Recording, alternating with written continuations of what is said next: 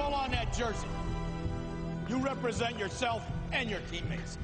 And a name on the front is a hell of a lot more important than the one on the back. Get that through your head. And here we go.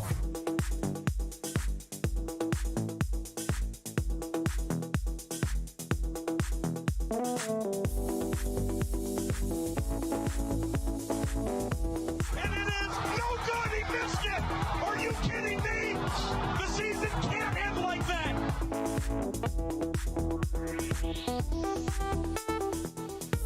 The playoffs? Don't talk about playoffs. You kidding me? Playoffs? I just hope we can win a game. What we've got here is failure to communicate. We all go a little mad sometimes. Some goofball in a hat and a red shirt. Now he takes off the shirt. He's running down the middle by the 50. He's at the 30. He's bare-chested, banging his chest. Now he runs the opposite way. He runs to the 50. He runs to the 40. The guy is drunk, but there he goes. The 20. They're chasing him. They're not going to get him. Waving his arms, bare-chested. Somebody stop that man.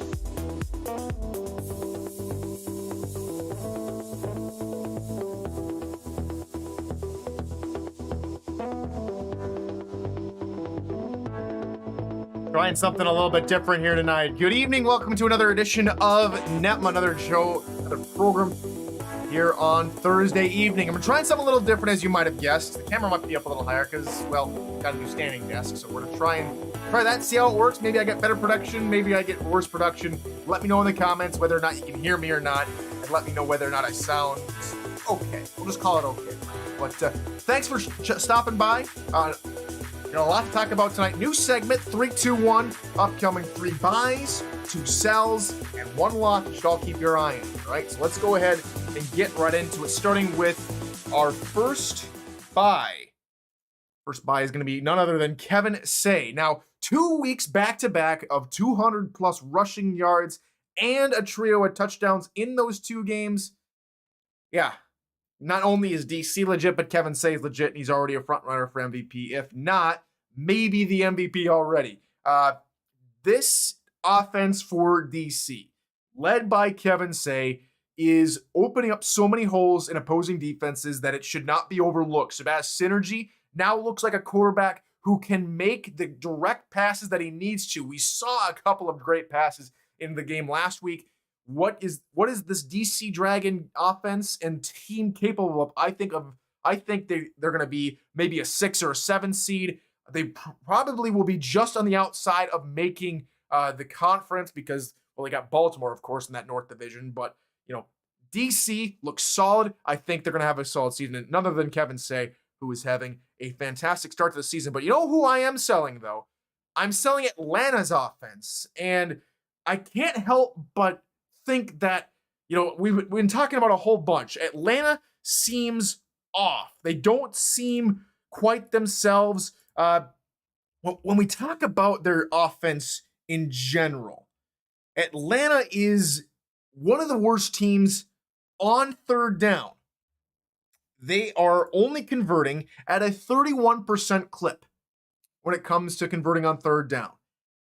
Way far away from where they need to be. Bryant Dynasty only has 2 passing touchdowns on the season. That's a far cry from where he's used to being. Maybe the one positive light is the 4 rushing touchdowns for the team. But they're not in the top 10 in terms of yardage in any rushing category, whether that be total yards, average passing, or average rushing yards. They look downtrodden, and those 2 wins, to me, look like they've got a lot of work to do on that offensive side of the football. So I'm selling Atlanta's offense, and maybe they turn things around coming out of the bye week. Okay, another team I'm buying, or another section I'm buying, is the Legion rushing attack. Sawyer Stern for a fullback has really opened up areas for Tom Pepper and Robert Redford. And it shows with their rushing attack. With even Robert Redford being out, it causes a significant drop in offensive production. So with the healthy Robert Redford, that rushing attack, a Vancouver rushing attack that maybe only solely used to rely on Robert Redford, now as a fullback to help Robert Redford get into areas. As we saw in week 1, a fullback that can score points when called upon for the Legion. It's a two-headed, maybe even a three-headed attack now. Tom Pepper through the air and now Robert Redford and Stern through the ground. The Vancouver rushing attack is fantastic. I'd love to see him keep it up. However, I am selling that defense. Now, you might look at their defense and say, well, they've got 12 takeaways. Why are you selling it? They're one of the best in the league in terms of total takeaways. 8 of those came against Jacksonville in one single game. So if you take out maybe, let's say, a normal team right now is averaging about 1.5 to 2.5 takeaways a football game. You give them all the way back to maybe, we'll give them 2 in the Jacksonville game. They've got 6 total takeaways on the defensive side of the ball, which puts them near the bottom, near the top 5 worst teams in terms of takeaways, which doesn't amount to much, doesn't amount to a whole lot of production for that defense. And especially when you don't have Robert Redford on the field, you need your defense to step up. They weren't able to force a single takeaway against Charleston. So the offense for Vancouver is good in my opinion. That defense needs a whole heck of a lot of work. Okay. Third and final buy is that St. Louis defense. They are leading the SFL in terms of a whole bunch of categories. Points allowed, they are second, right behind Baltimore. They are in one of the best teams in terms of average points allowed. They are one of the best teams when it comes to passing offense.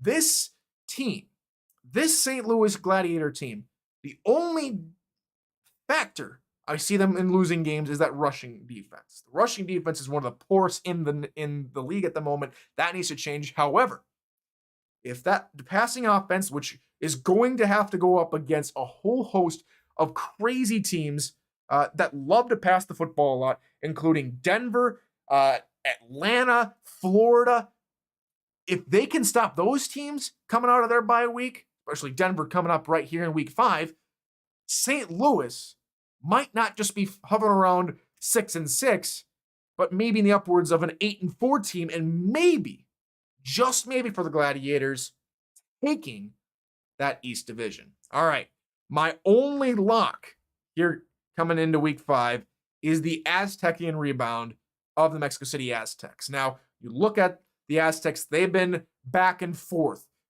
They've lost 2 games. Last week to DC, two weeks ago prior to that, they lost to Queen City in snowy Buffalo, of course. They're a little bit of a, wishy-washy team, it says, coming into, out of the first trimester of the season. Coming into week 4 and 5, they're playing Baltimore here in week 5, and they're going to be playing Lone Star in week 6. Now, we might see them drop both those games. It is very likely they will drop both those games. At the same time, it is very possible that Mexico City takes at least one of those games. Most likely, we'll probably see them beat Lone Star. Sorry, Lone Star fans of week 6, but Mexico City is always a tough opponent. I don't expect them to go tumbling out of the playoffs just because they lost to DC. DC's a great team. They're playing the tough teams early. They have maybe an easier half of the schedule. They do have the Pacific Division to go through, so Vancouver's going to be tough. San Diego's now a tough team. Los Angeles is falling behind. Portland 0-4 coming into week 5. So if they can take both these games, which I see them only taking 1, I think Mexico City will rebound. They're going to make the playoffs. They shouldn't worry about this early form, this early win-loss back and forth form. Those are my 3-2-1s for week 5. And one final thing I want to talk about is social media. And it was brought up in the Show Questions channel in the NETMA server Discord. Link to that is down below. By Eddie Gage, another content creator, of course, the owner of Arizona, coach of Arizona, Mr. Arizona everything, right? And he brought up a post by the Revolution, only good bug is a dead bug. And of course, that's a Starship Troopers reference. Hopefully I'm saying that right. I haven't watched the movie, but I do know the quote.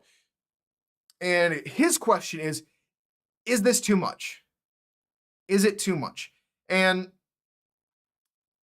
my theory on social media posts, stuff in Gen Chat, all that kind of fun stuff, team content, league content, what have you. Everyone is able to have an opinion. As long as it's not hurtful, as long as it's not demeaning a certain minority, as long as it's, as long as it's not doing anything out of spite, I think it's fair game in that regard. There are cases that some people take things way too seriously. Some people, a very select few, more than likely no one in this league, but some individuals in today's world take things way too seriously. And to be honest, I don't think this is too far. It would maybe be going too far if to say only good bug is a dead bug and Atlanta stand no chance. Right? It's supposed to make you laugh. Right? It'd be something if you just went on and on and on and on about it. And I've been at fault for going too far in some cases, and I've had to make up for that. This, I think, is perfectly fine. It's just a reference to Starship Troopers. I don't see anything wrong with it. If you find something wrong with it, let me know. Let Louisiana know. But as long as it's all in just good fun, I don't see a problem with it. Louisiana has no hard feelings against Atlanta besides their division rivals. We're going to, poke fun. We found a meme. That's pretty much it. I don't see anything wrong with it, and that's where I'll stand. If you guys find anything wrong with it again, let Louisiana know. We're just trying to have some fun here. That's all we're trying to do. And that's going to do it for another edition of NETMA. Tomorrow, of course, we've got some picks we got to go through on Now You Know. All 8 games will be covered. Hopefully, we'll see you then. And until tomorrow, everybody, good morning, good afternoon, and good night.